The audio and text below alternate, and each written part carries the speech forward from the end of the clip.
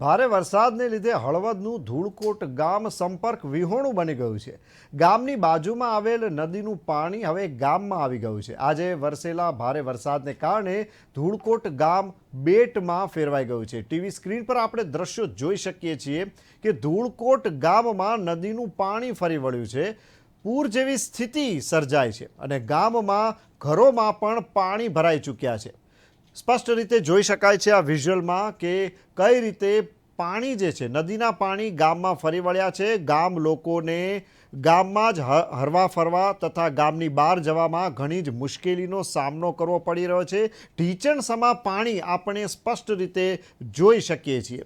તો જે રીતે કહી શકાય કે ડ્રેનેજની કોઈ સારી વ્યવસ્થા ન હોવાથી આ રીતે ગામમાં પાણીનો ભરાવો થયો છે અને ઘણીવાર જો ગટરનું પાણી પીવાના પાણી સાથે ભળે તો ગામમાં રોગચાળો ફેલાવાની પણ દહેશત વધી જતી હોય છે।